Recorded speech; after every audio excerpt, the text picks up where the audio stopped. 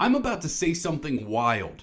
The Washington Wizards are building something really special, and I love the direction of this organization. In 2023, when Will Dawkins and Michael Winger took over the front office of this team, they were a team with a bad Bradley Beal contract and not a lot of young talent to build around. They were desperately in need of a rebuild, and one done properly, because this team has tried multiple times in the past and didn't do it as successfully as I believe they are doing it right now. But when you get smart men in your front office making decisions, you see great things start to happen quickly. They were able to get off that Bradley Beal contract to a Phoenix Suns team that was desperate. They had an older Kevin Durant and Devin Booker that was really trying to win in the Western Conference with a new owner. The Washington Wizards were able to trade Bradley Beal. And in doing a proper rebuild, one of the most important things is nailing your draft picks. And that's exactly what I think the Wizards have done over the past few years. Obviously, getting the number one pick in this draft helps a ton, but you were able to pick a player in AJ Dybantsa who can really do it all and will be a great face of your franchise for the next 10 to 15 seasons, as long as he's able to stay healthy. But he's a hardworking young man that can do everything on the floor. And when you watch his film and you watch his game, he has so many skills that will translate to the NBA level. Being able to set his teammates up for success. He's athletic. He plays hard. He rebounds. He defends. He can shoot the basketball, shoot from the mid-range. Really, everything that encapsulates a great young player, AJ Dybantsa is able to do. And he will be one of the best players in the Eastern Conference, in my opinion, in very short order, and I can't wait to watch his development.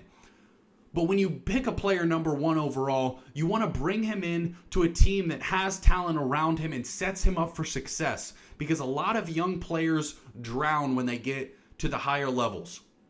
It's really hard to go from college sports to, pro sports. The college football to the NFL, college basketball to the NBA. Really difficult transitions. And when a player enters an organization that is not setting them up for success, we see a lot of players struggle, especially because they're only 19, 20 years old. And that is really, really hard on a young man as they get to become a professional. This team has set AJ Dybantsa up with a great surrounding roster. And it's very similar to how I feel about the Utah Jazz and the way that they've built their team. And it feels like they finally set themselves up for success this year to compete for the playoffs in the Eastern Conference, while also allowing their young guys to develop. And I love the young players on this team. A couple years ago, they drafted Alex Sarr, number 2 overall. In a draft that was considered a weaker draft, Zachary Risachet went number 1 overall. He can't really see the floor, for the Atlanta Hawks. Alex Sarr, a 7-foot center, which is really valuable in the NBA. We'll get to that here in a second. But he's averaging 16.7 rebounds and 2 blocks last season. And you see the development of this player. You drafted him as a developmental project a little bit. You see the talent, you see the skill, but he was raw coming into the NBA. And you wanted to see development, and you absolutely did from year 1 to year 2. Now, obviously, the Wizards weren't a great basketball team last year. They finished last in the Eastern Conference, so making the playoffs would be a huge jump. But the infusion of talent to this Wizards team will be really astronomical, because they bought low on 2 veteran players in Anthony Davis and Trae Young. The Atlanta Hawks were ready to move on from the Trae Young era. They had a player in Jalen Johnson that was developing into a nice player, and a ton of young wings that they felt like they wanted to build around instead of Trae Young. And the Washington Wizards were able to acquire Trae Young for very little. Then you look at Anthony Davis. He's with the Dallas Mavericks, an organization that had just traded Luka Doncic, their superstar player, their franchise player, and all of their fan base. Every time they saw Anthony Davis, it reminded them of that move. So they really needed to move on from the Anthony Davis era quickly.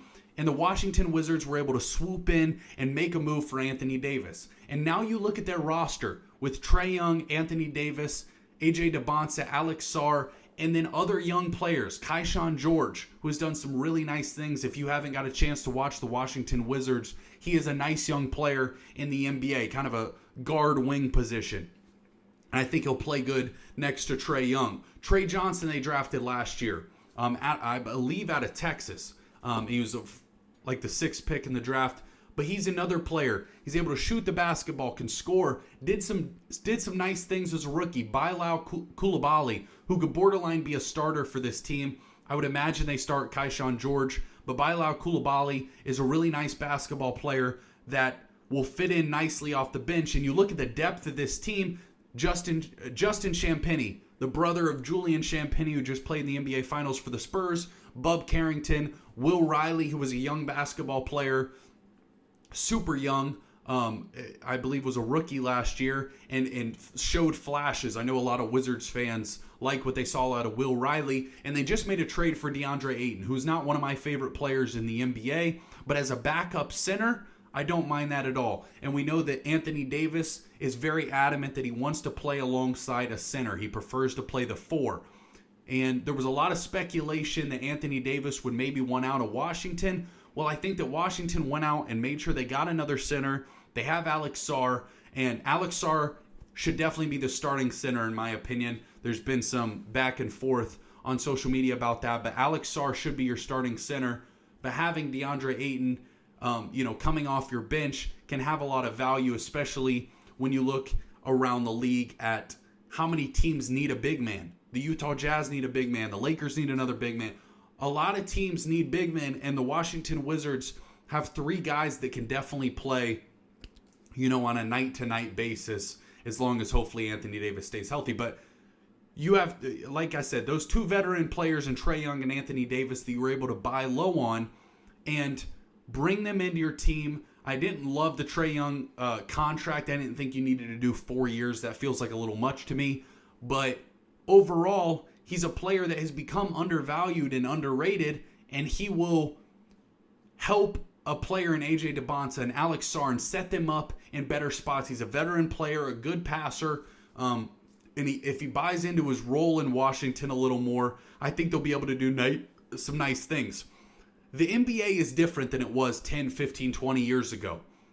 Young teams are really able to compete. We've seen this over the last few years. The Thunder being one of the youngest teams ever to win an NBA championship. The San Antonio Spurs making the NBA Finals. We know they were crazy young, starting, Victor Wembanyama, who was only in his 3rd year.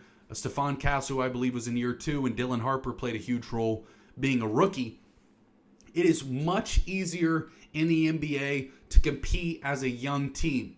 And that's why you got to feel optimistic about the Washington Wizards heading in to this next year. You look at the Eastern Conference and there's a lot of question marks.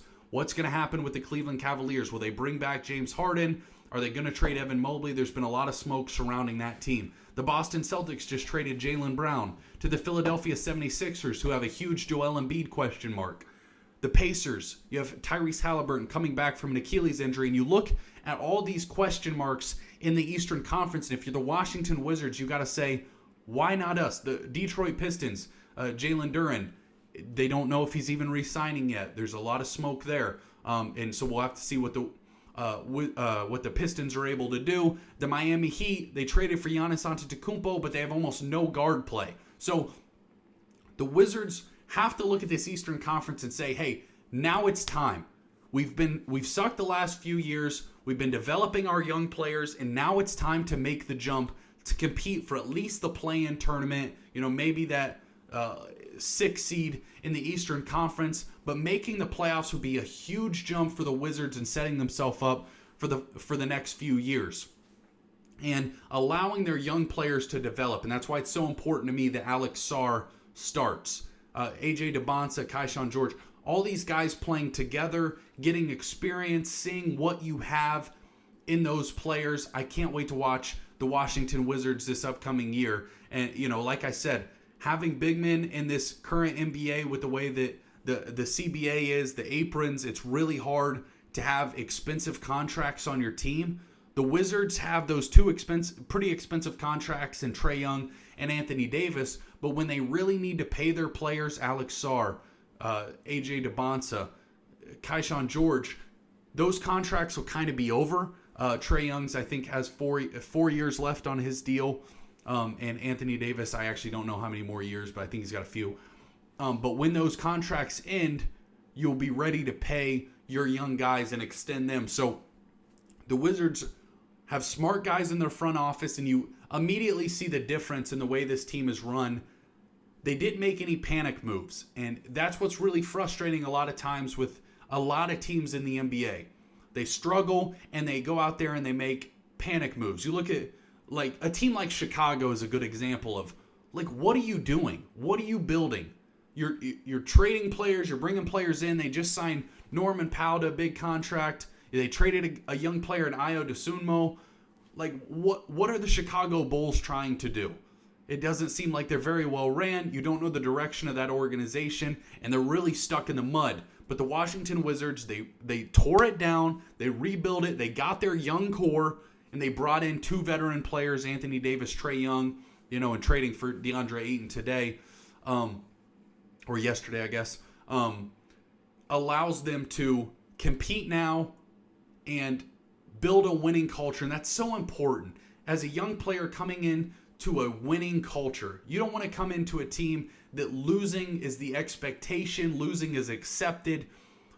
You want to demand excellence and demand winning and demand playing basketball the right way, because there's so many players that start their careers on losing organizations, and they learn to play losing basketball. And when they go to a winning team, it's hard for them to fit in. It's hard for them to find their role or accept their role, because the NBA is all about finding your role and accepting it and doing the best dang job you can at that role. And you see a lot of players that struggle with that as they move around in the NBA. But all in all, I love what the Washington Wizards are building. We will absolutely be tuned in to watch this team because I could not be more excited, especially AJ Dybantsa. I think he's going to be a freak and do some really nice things for the Washington Wizards in the coming years. That's all we got for you. If you love the NBA, make sure you take a second to subscribe to the channel. We're about to hit 1,500 subscribers. By the time you see this, we might be over it. But appreciate y'all watching. Cyborg out.